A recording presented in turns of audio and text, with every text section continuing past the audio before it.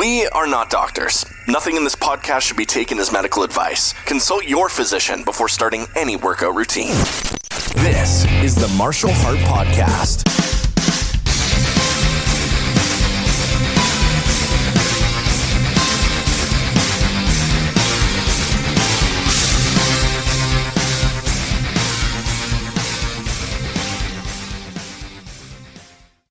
And hey everybody, how you doing? We are back yet again for another podcast, another brief 15-minute update on how things are going and what I'm doing. This one is being recorded in OBS Studios. I am still experimenting with what is the best way to do this and how am I going to get the best sound quality and what is going to require the least amount of post-processing just to do this simple little podcast. Apparently podcasting is not just a fire and forget kind of thing. You just sort of kind of have to feel your way through it and decide what you're going to do. So I still haven't decided. I'm still experimenting with different, recording suites and things like that. But as far as being post heart attack and post my first day of cardiac rehab, I feel pretty good. I was my legs are stiff. I have no idea why my legs are stiff. I went for a simple 6-minute walk yesterday. There wasn't a whole lot to it. So I'm not really sure why they feel stiff. I'm not sore like I worked out, but my legs are stiff. And but I slept okay. I slept until alarms went off this morning. I only woke up about twice in the middle of the night, which is pretty good for me. I usually wake up 4 or 5 times in the middle of the night. And I've had trouble sleeping basically my whole adult life, so it's nothing new. It's not one of the symptoms or one of the results of the heart attack or anything like that, or even the medication. I've had trouble sleeping forever. And I blame the Army for that because I sleep really, really light, and essentially any kind of noise will wake me up in the middle of the night. Anything moving around. And it's kind of a funny story. I think how this happened was when I was in basic training back in the mid 80s. We had a giant bay. There was 68 of us in one bay of this building, and it was all just one big open bay, and there were bunk beds. And I wound up on a top bunk, and right above my bunk was a speaker for the intercom system. And every morning, because we were the Bravo Bulldogs. We were Bravo 795th, the 795th Military Police Training Battalion. So, or was that?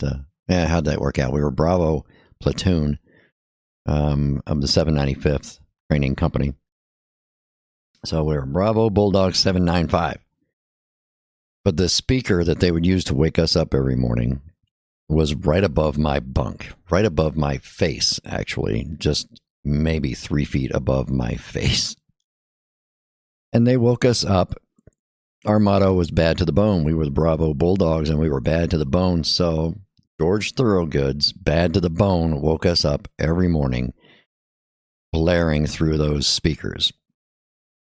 And after you get shot out of bed a couple of times by George Thorogood, your brain starts to realize, hey, there's a slight little pop in that speaker before the music comes blaring out of it. About 2 seconds before the music comes blaring out. So that little pop sound from that microphone, or from the speaker rather, would wake me up. So as soon as I heard that little pop, like of the microphone or the speaker, I don't know why I keep wanting to call it a microphone. Probably because I've been playing around with microphones so much lately. But when the speaker, how you power up, when a speaker powers up, there's this little pop, or a little tick kind of sound. And when I would hear that, I would come shooting out of bed before the music had a chance to just blare right into my face. And I have slept very, very lightly ever since. And I've had all sorts of troubles, sleeping. And you add in chronic pain from innumerable injuries over the years, and you roll around the wrong direction, you're in pain, and you've got to wake up all of a sudden and PTSD and all sorts of things that contribute to my sleeping issues. But I think a large portion of it is that speaker training that I received when I was a youngster. So now every little sound, I just jump out of bed or at least wake up. And, I'm in my 50s now, so occasionally you got to get up in the middle of the night and pee. I don't know. I didn't design humans, so I don't know how that works. But so anyway, when I sleep pretty good, it's pretty notable. And I had a pretty good night's sleep. Still going to have the nausea, and of course I did. I even ate a little extra again this morning.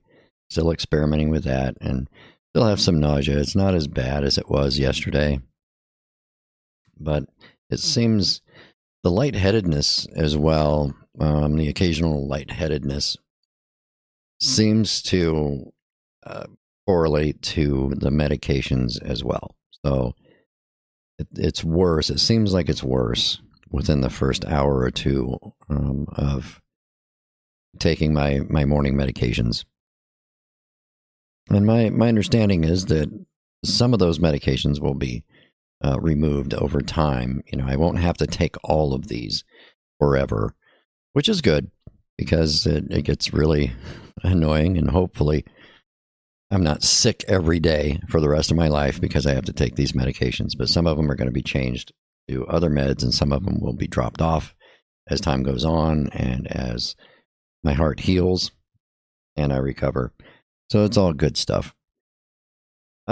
This morning, I don't really have anything new because, it's coming up on a weekend again.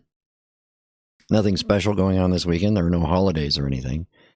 And I don't have any other doctor visits or anything until Tuesday. Well, I take that back. Monday, I go back to cardiac rehab. And then Tuesday, I go back to see the cardiologist.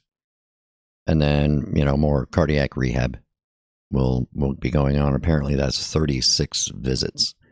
So I'm going to be doing that for a while. And hopefully it'll go well. It seems like it's going to be fairly straightforward. Walk in, put on a heart monitor, take your blood pressure, start doing some exercising. And apparently you do 30 minutes of exercising using the variety of machines that they have. I don't know if they're going to tell me which ones I have to do or if I just pick one. I have no idea yet. And then after that, they take your blood pressure and all of that again and check you out. And your heart monitor is constantly keeping track of you, and they keep a record of how your body is responding to the exercise. So we'll see. I mean, I 30 minutes of nonstop exercise. I haven't done that in a while. It's been a few months. So we'll see how that goes. Well, I may not be happy about cardiac rehab for the first couple of weeks while I'm trying to get back into shape because, I'd been out of regular exercise for a few months because I was recovering from an injury. So we'll see how I adapt to doing the exercise. A lot of people were just running on treadmills or jogging, and I'm not going to be doing that because my knees and my hip are too bad. That'll just suck. So I'm not going to just kill myself. It'll have to be something that's a little lower impact, but I'm not sure what that's going to be. And that's pretty much all that's going on as far as my heart condition, and my recovery is going. But I added some visuals to this OBS studio, and really what it is just showing me in different stages of, hey, I had a heart attack, or hey, these are the bruises. This is what my life was like before having the heart attack. And yeah, there's a bunch of pictures from a karate tournament in 2021 and a jiu-jitsu tournament in 2021. 2021 was the year of the comeback for me. That's when I did the most, really, and I really wanted to do a lot more after that. But we'll see if I can get back to going to competitions or anything following that. But there's also just pictures of me and my friends at the gun range and things like that. I just grabbed some random pictures and threw them on there so that it would play some sort of visual for the ones that aren't just the audio podcasts on certain ones. Especially for the YouTube version of it, I'm trying to see if I can change that up a little bit But I don't know how much people actually care if they just want to listen to it and they're not paying attention to the visuals. I don't know. But I have further experimented with different sorts of filters and compression and things like that for this pod mic. I really like the Rode pod mic. The thing is a powerhouse, really. It's a dynamic microphone, but so when I say powerhouse, I don't mean, wow, it's overpowering. You have to have some sort of little preamp thing going on there. But the thing weighs 2 pounds. It's, of all the microphones I have, when I got the box for this one, I was like, what did they put it? They put a brick in here with the microphone? What's happening with this? I don't understand. It's easily more than twice as heavy as any of the microphones I have. And so it's pretty impressive. You could use it as a blunt instrument in a Matlock episode, I'm sure. But yeah, I had to tighten up all the screws on my boom. So just to hold this thing up because it's massive. I mean, it's a regular size, but the thing weighs 2 pounds. So that's a lot of weight to put on the end of a cheap little boom arm that I paid $15 for. I didn't buy a fancy one or anything.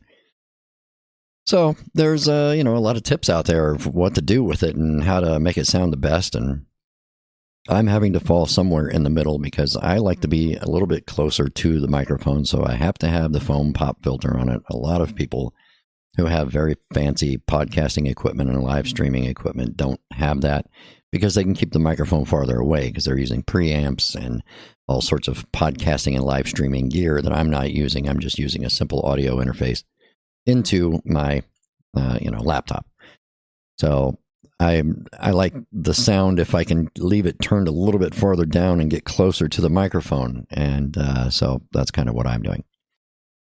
But I think overall the quality is getting a little better as time goes on. But I'm experimenting with doing it with the software suite that comes with the podcasting service, doing it in Audacity, which is a free open source audio engineering kind of software suite that's very robust, actually, and a lot of people use it, and it's fairly easy to use once you get used to it. And then this OBS Studio, which is I'm doing just audio on there right now, but you can do video, you can show your screen, you can do all sorts of mixing and fading and transitions and things like that. And it's also open source, which means it's free and it's constantly updated and tweaked in case there are glitches or problems in it. It's fixed fairly quickly. So this particular episode is being recorded on OBS Studio with some compressors and limiters and things like that applied to the microphone. And I'm just going to see how this one works out. I'm trying to make sure I get the recording levels set right so that I don't have to go in and boost everything after it's been recorded, which so far nothing really works. And I think without adding in some preamps and different things like that, I don't think I'm going to be able to do that. I think I'm always going to have to go back and boost the audio after it's recorded before I upload it, because it's really annoying, the audio levels. It sounds fine when I listen to it on my laptop. When I listen to it through my headphones are turned up at maybe on the number 2.5 notch out of 10, listening through my audio interface, and any louder than that and it gets too loud. But once it's uploaded, I don't know what happens. It gets compressed, it gets dampened or whatever, and you just really have to crank it up too much. So I am going to hit this outro music, and we're going to call it a day for today. And tomorrow I am going to do a little workout at home. So I'm going to, go into my basement gym and do a little stuff and see how I tolerate it. And I think it'll be okay. I think we're going to survive it, maybe. So the outro music isn't playing. So, hey, lucky you, or at least I can't hear it if it is playing. Who knows? Maybe you hear it and I don't. But until next time, thanks for joining me, and I will catch you all later.